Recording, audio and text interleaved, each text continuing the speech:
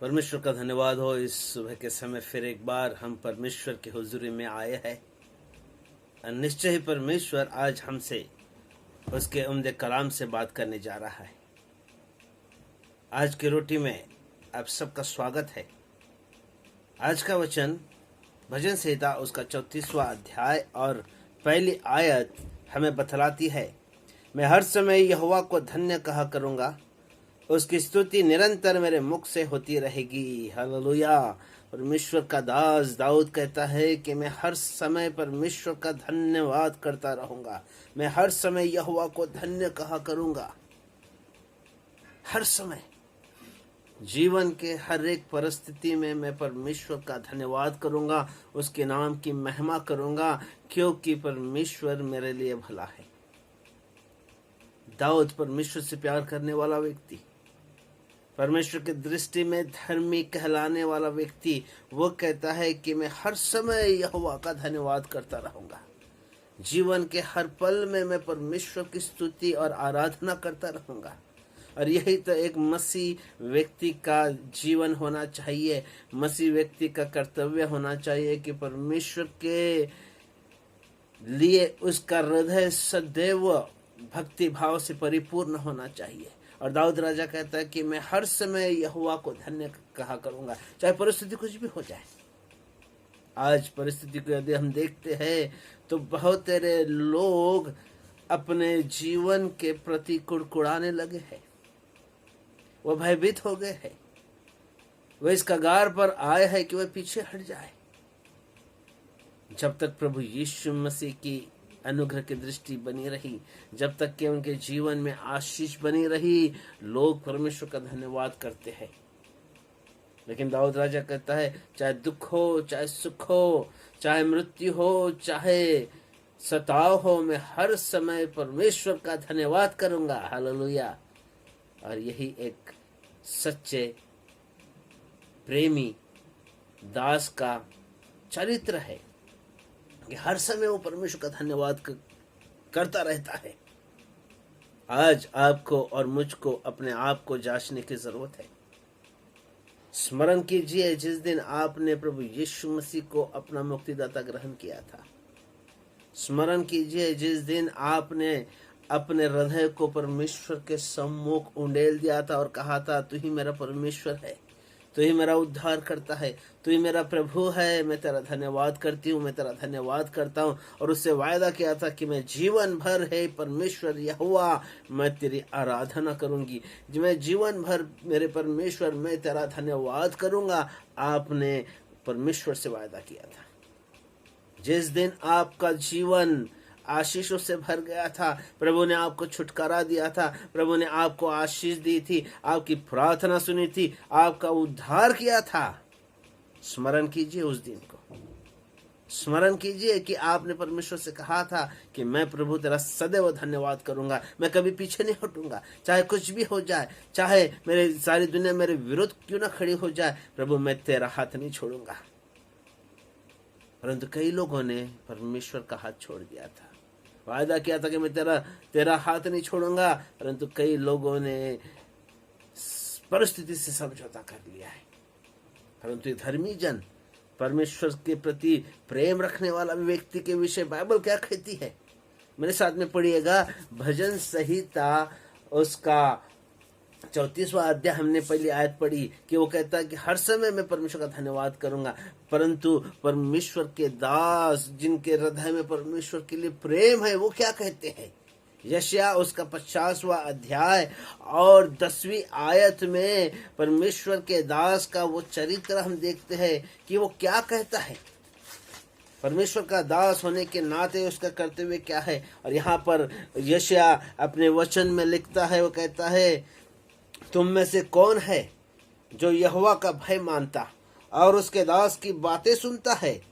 यशायाह प्रभु यीशु मसीह को सेवक दास करके संबोधित करता है और वो कहता है कि तुम में से ऐसा कौन है जो यहोवा का भय मानता और उसके दास की बातें सुनता है, जो अंधियारे में चलता और उसके पास कोई ज्योति न हो, देखिए ध्यान से, यहाँ लिखा है कि अंधियारे में चलता हो और उसके पास ज्योति ना हो, वह यहोवा के नाम पर भरोसा रखे और अपने परमेश्वर पर आशा लगाए रहे। अंधकार में चल रहा हो, उसके जीवन में अंधियारा है। यह अंधियारा पाप का अंधियारा नहीं, यह अंधियारा है संकटों का अंधियारा है, सताव का अंधियारा है, परेशानी का अंधकार है, ये बीमारी का अंधकार है, ये कमी घटी का अंधकार है। उसके जीवन में हम देखते हैं उसके जीवन में वहां लिखा है कि अंधियारे में वो चलता हो और कोई ज्योति ना हो, संकट और परेशानी से घिरा हो, प्रार्थना कर रहा हो लेकिन कोई उत्तर नहीं है, कोई छुटकारे का रास्ता नजर नहीं आ रहा है, कहीं आशा नजर नहीं आ रही, लेकिन फिर भी ऐसे अवस्था में भी वह अपने यहोवा परमेश्वर के नाम पर भरोसा रखता है, अपने परमेश्वर से आशा लगाए रहता है। वो समझौता नहीं करता, क्योंकि उसके हृदय में परमेश्वर के प्रति प्रेम है। वो जानता है कि मेरे प्रभु ने मुझ पर कितनी बड़ी दया की है। उसने परमेश्वर की करुणाओं को, परमेश्वर की दया को नहीं भुलाया, और इसलिए वो हर परिस्थिति में अपने परमेश्वर पर आशा लगाता है। वो समझौता नहीं करता। प्रियो, हबकुक 3 अध्याय में हबकुक कहता है, और 17वें वचन से यदि हम पढ़ते हैं तो वहां पर परमेश्वर का वचन इस प्रकार से कहता है। मैं आपके लिए वचन को पढ़ना चाहूंगा। क्योंकि चाहे अंजीर के वृक्षों में फूल न लगे और न दाख लताओं में फल लगे, जलपाई के वृक्ष से केवल धोखा पाया जाए, और खेतों में अन्न न उपजे, भेड़शालाओं में भेड़ बकरियां न रहे, और न थानों में गाय बैल हो, तो भी मैं यहोवा के कारण आनंदित और मग्न रहूंगा और अपने उद्धारकर्ता परमेश्वर के द्वारा अति प्रसन्न रहूंगा। हालेलुया। वो कहता है, चाहे अंजीर के वृक्षों में फूल न लगे, चाहे दाखलताओं में फल न लगे, खेतों में कोई अन्न न उपजे, भेड़शाला में भेड़ बकरी न रहे, और न थानों में गाय बैल हो, तो भी ऐसे अवस्था में भी, अकाल के अवस्था में भी मैं परमेश्वर के कारण, मेरे उद्धारकर्ता प्रभु यीशु मसीह के कारण, उद्धारकर्ता यहोवा के कारण मैं सर्वदा आनंद करूंगा। मैं आनंदित और मग्न रहूंगा, क्योंकि उसका भरोसा परमेश्वर पर है। वो जानता है कि मेरा प्रभु मेरे साथ है, वो मुझे कभी नहीं छोड़ता है। और फिर आगे कहता है, यहोवा परमेश्वर मेरा बलमूल है, वह मेरे पाँव हरनियों के समान बना देता है, वह मुझे मेरे ऊंचे स्थानों में चलाता है। हालेलुया। परमेश्वर का जन ना दाएं देखेगा ना बाएं देखेगा, किसी बात से वो समझौता नहीं करेगा। वो अपने परमेश्वर पे भरोसा रखेगा, चाहे अंधकार के दिन क्यों ना हो, चाहे संकट के दिन क्यों ना हो, चाहे अकाल के दिन क्यों ना हो, वह हर परिस्थिति में परमेश्वर का धन्यवाद करता रहेगा, हर परिस्थिति में धन्यवाद करता रहेगा। इस समय अय्यूब को स्मरण कीजिए। अय्यूब को परमेश्वर कहता है कि क्या अय्यूब के समान कोई धर्मी है क्या? उस अय्यूब को आप स्मरण करें। अय्यूब के जीवन में जो संकट आए, शायद आपके और मेरे जीवन में ऐसे संकट नहीं आए। अय्यूब कहता है अपने वचन में कि वो कितना प्रभु से प्यार करता है, कितना प्रभु से प्यार करता है। अय्यूब के जीवन में जब संकट आए, बुरा समाचार आया, उसने क्या कहा देखिए, तब अय्यूब उठा और भागा, फाड़ सिर मुंडा कर भूमि पर गिरा और दंडवत करके कहा। जब उसके सारे बच्चे मर गए, सारी धन संपत्ति लूट ली गई, सब कुछ नष्ट हो गया, जब बुरा समाचार उसके पास में आया, उसने अपने बागों को फाड़ा, अपने सिर को मुंडाया और भूमि पर गिरकर परमेश्वर को दंडवत करता है। और वो कहता है, मैं अपनी माँ के पेट से नंगा निकला और वही नंगा लौट जाऊंगा।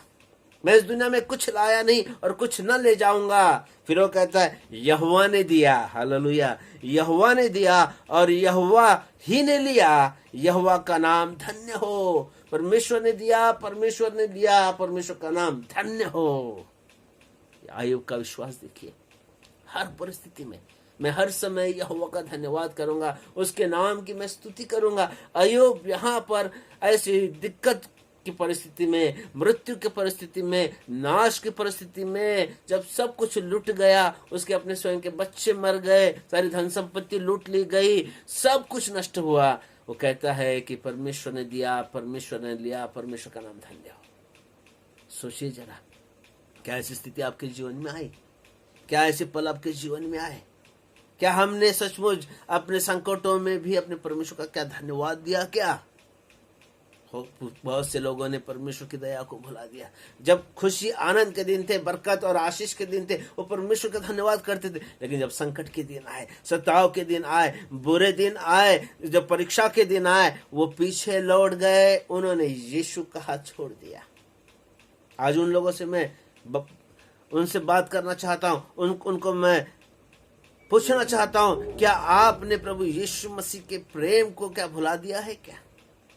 क्या आप भूल गए क्या कि आप कैसे दशा में थे? प्रभु ने कैसी आपकी चिंता ली, कैसे आपको खिलाया, कैसी आपकी रक्षा की, कैसे आपको आशीषित किया।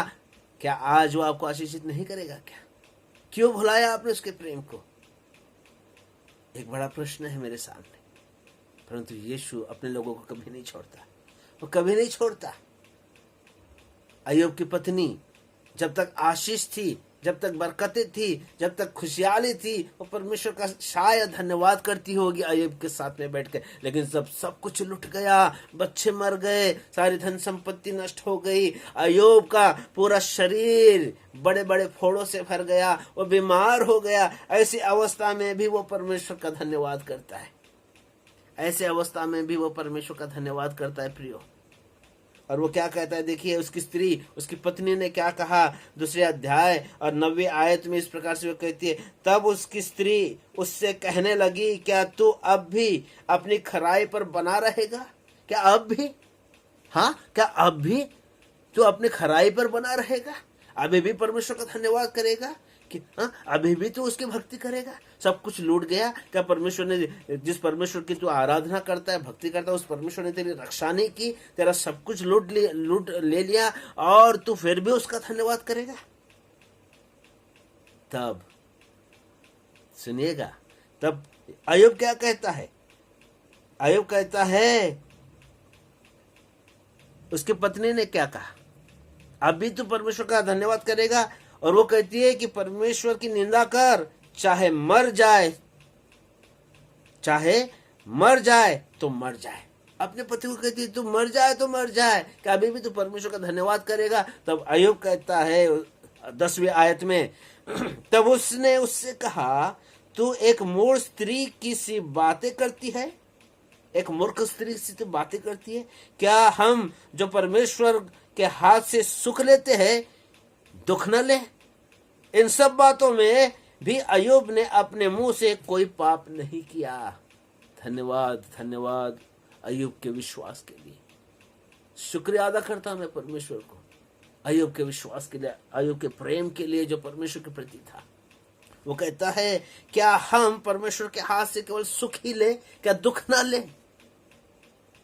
और इन सारी घटनाओं में, सारी परिस्थितियों में अय्यूब ने कोई पाप नहीं किया।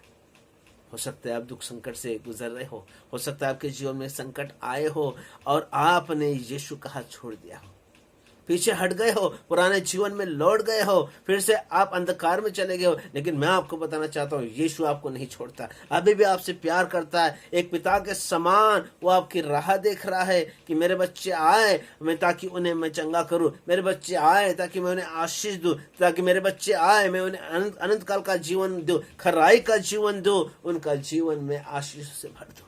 प्रियो, आज समय है उस बात को स्मरण करने का, जिस दिन आपने प्रभु से वायदा किया था, जिस दिन आपने अपने हाथ प्रभु की ओर उठाए थे, अपना समर्पण किया था, धन्यवाद दिया था उसके उद्धार के लिए। और उस बात को आप स्मरण करें, जो पहला सा प्रेम आपने अपने प्रभु से किया था, उस बात को स्मरण करें और लौट आइए, लौट आइए, अपने प्रभु के पास लौट आए। प्रभु फिर से हाथ फैलाए हुए आपका स्वागत करेगा, आपको आशीष देगा। आप अपने जीवन में इत्मीनान पाओगे, आशीष पाओगे, बरकत पाओगे, खुशी और आनंद पाओगे।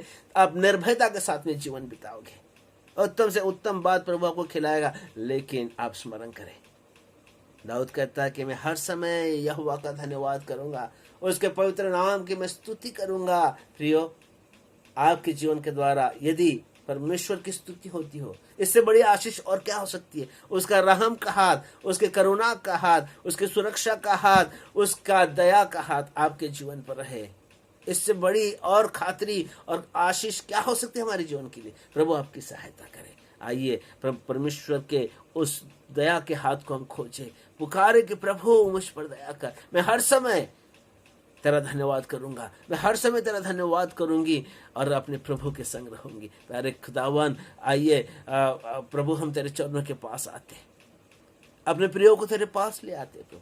हो सकता है कि बहुत सारे लोग पीछे हट गए, लेकिन फिर भी तेरा दया का हाथ उनके जीवन पर है प्रभु, कि वो नष्ट नहीं हुए। प्रभु उनको ऐसा अनुग्रह दे कि वो तेरी दया तेरी करुणा को स्मरण करे, तेरे पास लौट आए। तो उन्हें क्षमा कर प्रभु, और फिर से उन्हें वो आनंद दे, फिर से वो आनंद में मग्न हो जाए प्रभु जी, उस खुशहाली के प्रभु जी उस नगर में वो प्रवेश कर जाए प्रभु जी, उनका जीवन आशीषों से भर जाए प्रभु जी। और प्रभु हम धन्यवाद करते, जो भी परिस्थिति में तूने हमें रखा है, तेरे लोगों को तूने रखा है प्रभु, हम जानते हैं कि तू अपने लोगों की सुधि लेता है, अपने लोगों की चरवाही करता है, अपने लोगों की रक्षा करता है, अपने लोगों को आशीष देता है, उत्तम पदार्थों से तृप्त करता है प्रभु जी। मैं तेरा धन्यवाद करता हूँ तेरे वायदों के लिए, और इसलिए प्रभु मैं कहता हूँ कि हर समय मैं तेरा धन्यवाद करूंगा, हर परिस्थिति में मैं तेरी स्तुति करूंगा, तेरे नाम की बढ़ाई करूंगा प्रभु। धन्यवाद धन्यवाद ईश्वर राजा। प्रभु आज फिर से अपने लोगों को स्मरण कर, उनके भेंट ले, उन्हें आशीष दे, और जीवन का पथ उनके लिए तू प्रभु जी खोल दे, ताकि उस जीवन के पथ पर चले और अनंत काल के उस राज में प्रवेश कर सके। धन्यवाद ईश्वर राजा, प्रार्थना सुनने के लिए यीशु के नाम से मांगते हैं, आमीन। प्यारे प्रियो, इस वचनों के द्वारा प्रभु आपको आशीष दे, अनुग्रह दे, और आपका जीवन खुशहाली से भर जाए। एक नए वचन के साथ फिर हम कल मिलेंगे, तब तक प्रभु में बने रहो। प्रभु आपको आशीषित करे। धन्यवाद।